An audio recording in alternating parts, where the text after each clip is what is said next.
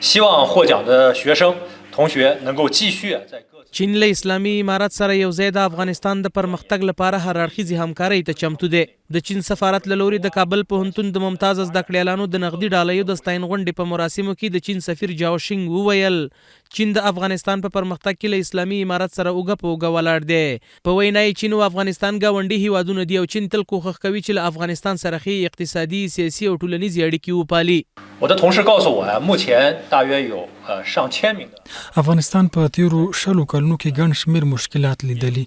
اوس مهال افغانستان د پرمختګ په حال کې دی او چین له افغانستان سره د اقتصادي او سیاسي اړیکو پاللو ته ژمن دی.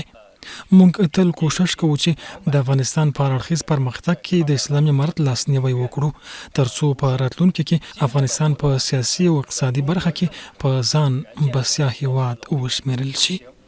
这也是中阿在教育领域合作的一个非常重要的一个标志性的。 همدارنګه ښاغلي جاوشینګ وویل چین له افغانستان سره د تحصیل په برخه کې بشپړه همکارۍ ته چمتو دی. په وینا یې موږ تل هڅه کوو چې دا ډول برنامې زیاتې کړو او د افغانستان په مختلفو پوهنتونونو کې ممتاز زده کوونکي په نقدي ډالیو ونازو. 希望获奖的学生同学 په دغه پروګرام کې موږ هغو زده کړیالانو ته نقدي ډالۍ ورکوو چې په افغانستان کې له نورو زده کوونکو څخه ممتاز وي ځکه چې له دې سره به زده کړیالان نور هم تشویق شي.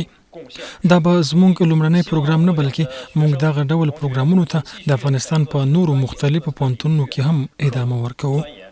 努力学习，增强本领，能够为中阿 د کابل پوهنتون رئیس ډاکټر اسامه عزیز وویل چین هیواد د افغانستان د لوړو زده کړو په برخه کې او په خاصه توګه د کابل پوهنتون سره یې ګڼ شمېر مرستې کړي او اسلامي امارت د دغه مرستو قدرداني کوي.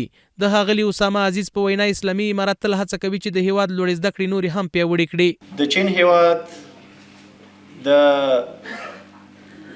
افغانستان سره د عالی تحصیلاتو په برخه کې چې کومې همکارۍ کړې دي د پاموړ همکاري دي د قدر په سترګه ورته ګورو مننه ترې کوو بالخصوص د کابل پوهنتون سره که هغه د زیربنا او ساختمان په برخه کې وي او هغه په علمي برخه کې وي. د ډالیو ګټونکو زده کړیالانو له اسلامي امارت څخه مننه وکړه چې د خپلو زده کړیالانو د تشویق لپاره یې دغه ډول برنامې په لاره اچولې. دوی همداراز وویل د چین سفارت لخوا چې موږ ته نقدي ډالۍ راکول شوي له دې سره به موږ نور هم تشویق شو. یک برنامه بسیار خوب بود، یک برنامه بسیار عالی بود. این برنامه میتونه که باعث تشویق محصلین بعدی که بعدا یعنی فارغ میشن شود. دیگه ما بسیار زیاد خوش هستیم و یک تشکری خاص و ویژه از هیئت دانشگاه کابل، ریاست دانشگاه کابل و از سفارت محترم چین که همچون برنامه را برای ما دایر کرد و بسیار خوش هستیم از برنامه چین.